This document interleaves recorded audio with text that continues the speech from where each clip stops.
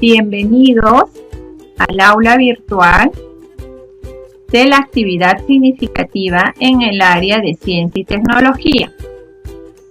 Les saluda la profesora Noemí Macedo Zucay.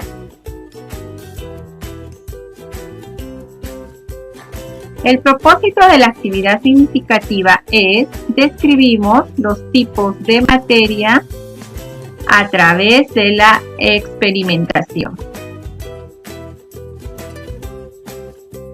Muy bien, chicos, empecemos. Recuerda,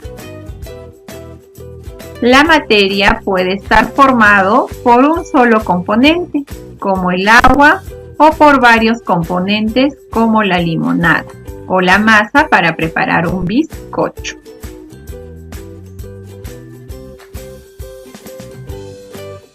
Muy bien, ahora hablaremos de la clasificación de la materia. La materia se clasifica en sustancias puras y mezclas. Las sustancias puras están formadas por un solo componente, como el oro, el agua o la sal. Las mezclas resultan de la unión de dos o más sustancias que se encuentran en cantidades variables. Las mezclas van a tener las siguientes características. Las sustancias de la mezcla no pierden sus propiedades y pueden ser separadas. Se da un cambio físico. Las sustancias se encuentran en cantidades variables. También podemos decir que las sustancias solo se juntan, no forman un producto nuevo, es decir, no se da un cambio químico. ¿Sí? Además, los ingredientes de las mezclas se denominan componentes. Las sustancias de uso diario en su mayoría son mezclas. Por ejemplo, los productos de aseo, como el jabón, y los alimentos que se elaboran en casa. Muy bien. Hablaremos de la clasificación de las mezclas. Las mezclas se clasifican en mezclas homogéneas y en mezclas heterogéneas. Las mezclas homogéneas son componentes que se presentan de manera uniforme, por lo que no se pueden distinguir a simple vista. ¿Sí? Muy bien, las disoluciones están formadas por dos componentes, el solvente y el soluto. ¿Okay? El solvente es la sustancia que se encuentra en mayor cantidad y disuelve al soluto, ¿no? Y el soluto es la sustancia que se encuentra en menor cantidad y se disuelve en el solvente. Por ejemplo, la sal y el agua. La sal vendría a ser el soluto y el agua vendría a ser el solvente. Okay.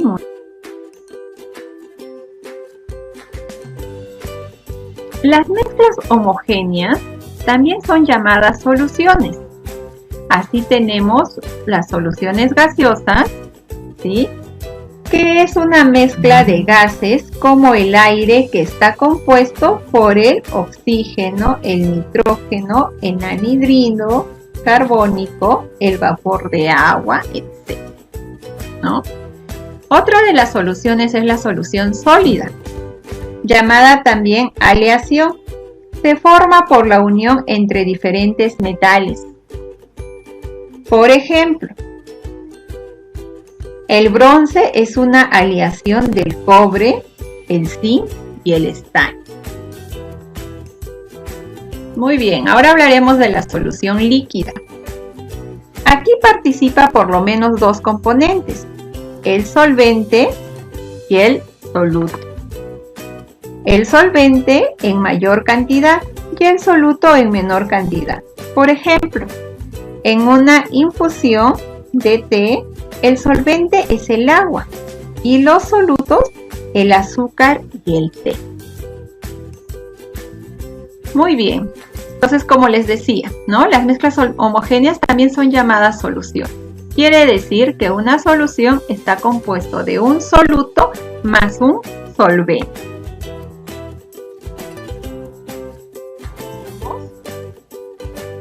Ahora hablaremos de las mezclas heterogéneas. Las mezclas heterogéneas son mezclas cuyos componentes pueden ser observados a simple vista y con ayuda de un microscopio. Vamos a tener tipos de mezclas heterogéneas, como las suspensiones, que son mezclas cuyos componentes solo se juntan al ser agitados. Cuando dejan de o vuelven a reposo, se separan, ¿ya? Por eso se llama suspensiones. Otro de los tipos de las mezclas heterogéneas son los coloides. Los coloides son mezclas cuyos componentes se han unido luego de ser agitados. Y aunque se quedan en reposo, no se separan, ¿ya? Por ejemplo, acá vamos a tener el polvo que está flotando en el aire, la niebla, los aerosoles, la espuma de cerveza, ¿sí? La gelatina.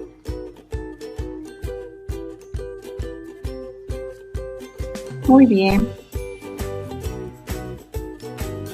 También tenemos lo que es la combinación, ¿sí?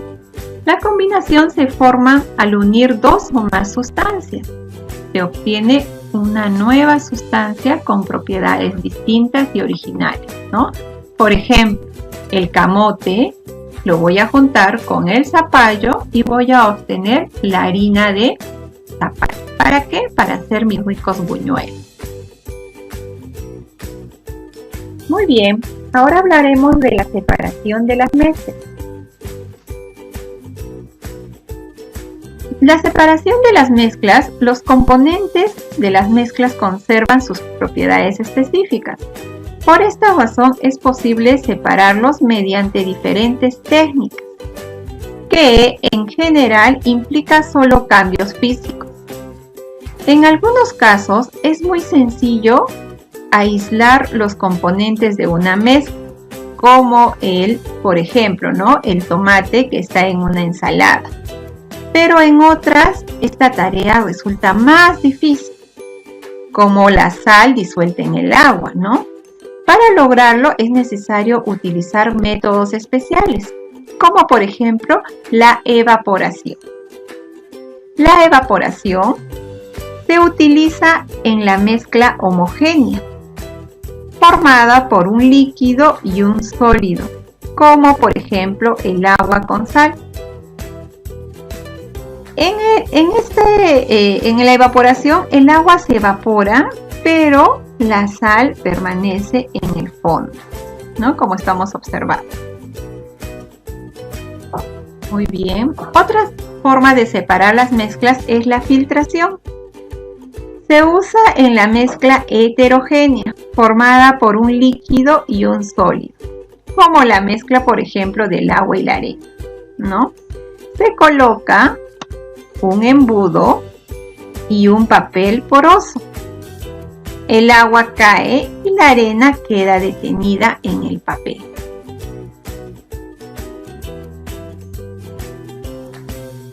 Otra forma de separación de mezcla es la decantación.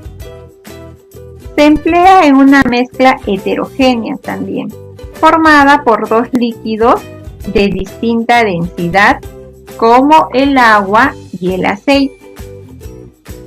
El líquido más denso queda debajo del menos denso. Así, al abrir la llave, sale primero el más denso, ¿no? Muy bien. Otra forma de separar las mezclas es la destilación.